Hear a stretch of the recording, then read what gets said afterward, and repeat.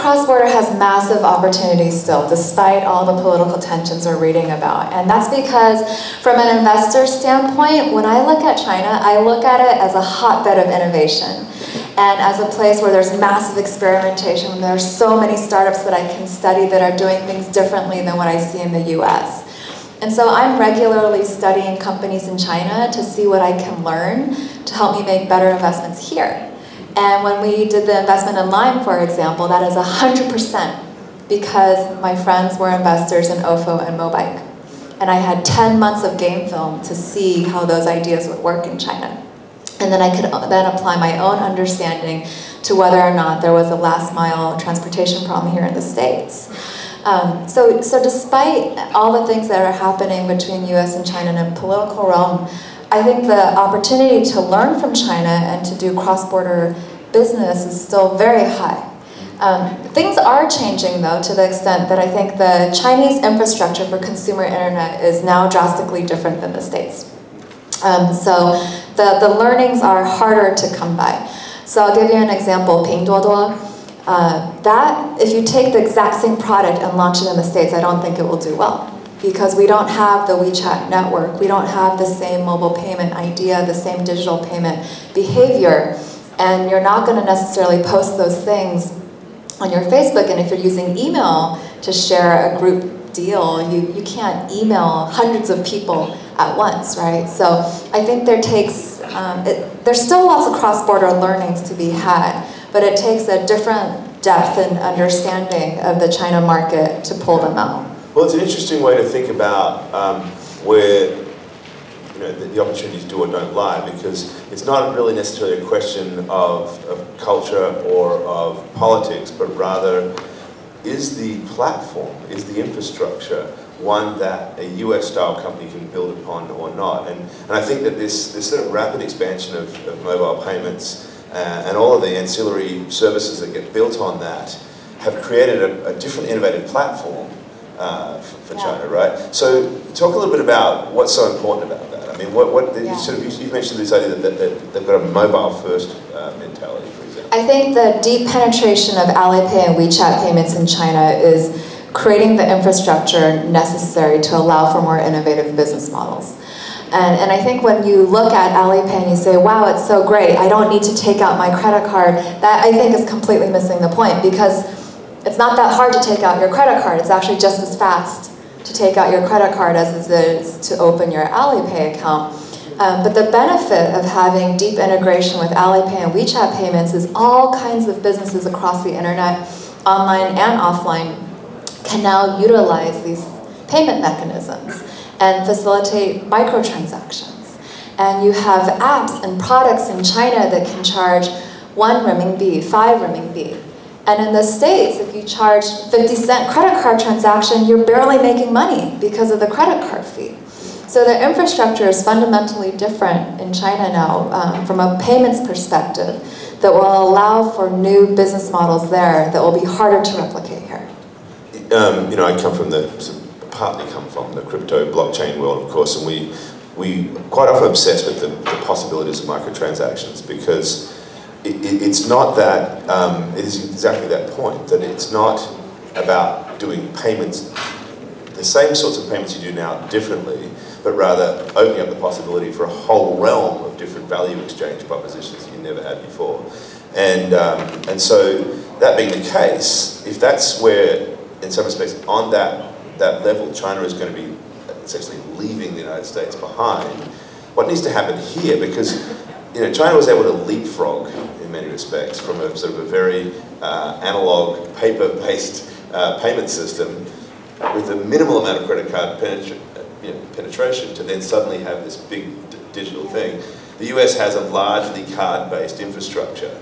What do we do with that? Yeah, I mean, China still had lots of debit cards, so a lot of people still have their UnionPay cards in China. But I think the difference is in China there are more instances where you use cash than there were in the US when you say 5 years ago. There are more cases where people in China would accept cash than the States.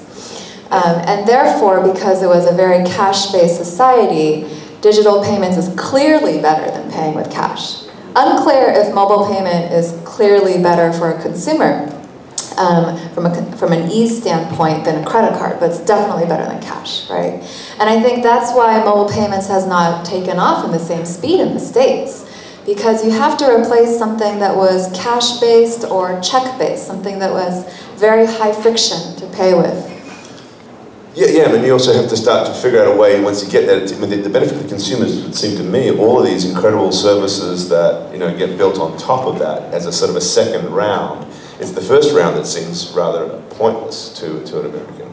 But there's also this notion that, you know, these incumbents are there, and you sort of have to work with that structure. I mean, is there a challenge for people bringing in payments, knowing that you sort of have to work with the Visa network at some point, and Visa has its own, you know, business model that is all about interchange fees and all that? I think it depends, right? I mean, there are payment apps that will utilize your credit card, and then there are ones that will ask you to link your bank account, in which case they're dealing with ACH fees that are far lower than credit cards. So I think there's still variation in business. So we could do it. We could build a China-style digital payment system on top of what we have here in the United States. We could build something that I think is superior to what we have today. Okay. Yes.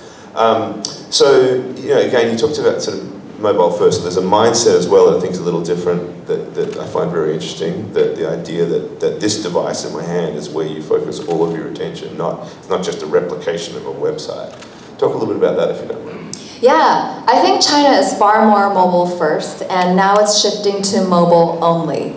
And I see this in a couple of things. One, whenever I go to China, I bring a spare battery charger pack, and I never use that in the States, right? But in China, you have to do everything on your phone. You're using it, and if you cannot turn on your phone, you're in massive trouble. So I just realized, even myself, when I'm in China, I rely on my phone so much more. If I don't have my WeChat, I don't know how to contact that person. I have no idea what their phone number is, right? But on top of that, if you talk to developers and startups, you see so many of them creating mobile apps first, and then their website, if at all, right? Or they start with a WeChat mini program, and then they create an app, and then they go create a website. And so many Western companies do the opposite. And they're creating the website first, and then they go and try and recreate the mobile app. The problem is the designers usually take everything from the PC version and then just try and shrink it down when they try and create the mobile app. And that's where I think they create inferior products and user experiences to what the Chinese citizens get to use in China. I'll give you a very concrete example. I love Amazon as a company. I'm a very loyal shopper there. But I think their mobile app is really a smaller version of their website. It's very search-based, it's very text-based. To click into different photos, just to even look at the same product in a different color, so many clicks, right? And it's not like I can scroll and see lots of pictures. But if I'm using Taobao, I can chat with a merchant, get a response in 20 seconds. I can look at 30, 40 pictures from the manufacturer instead of having to look for customer posted photos as the only way to get a sense of what it looks like in real life, right? Like I can follow influencers in Taobao and see what they're shopping and posting on. There's content in there. I can watch videos, I can watch live streams. I mean, you know, I'm a mother, and I remember when I was buying a stroller, I spent so much time on YouTube because I have to see someone open and close it to see how easy it is to use, and I want to see the comparison of different strollers to see which one's bigger, smaller, heavier, whatever, right? And that kind of content lives inside of the shopping apps in China, and it doesn't live in Amazon's app. I don't see it in Etsy's app. I don't see it in any of the commerce players here in the States, right? And I think it's because China is starting from a mobile-first, mobile-only design, thinking, how should I create this app if I didn't even have the PC? And that means oftentimes that the apps in China can do things that the website equivalent cannot. And I think that's great, because that means they're utilizing GPS, that means they're using the front camera, the back camera, accelerometer, all kinds of things, right? And they're not constraining themselves to what a PC environment will require. And that's a shift that the States has not made yet. You know,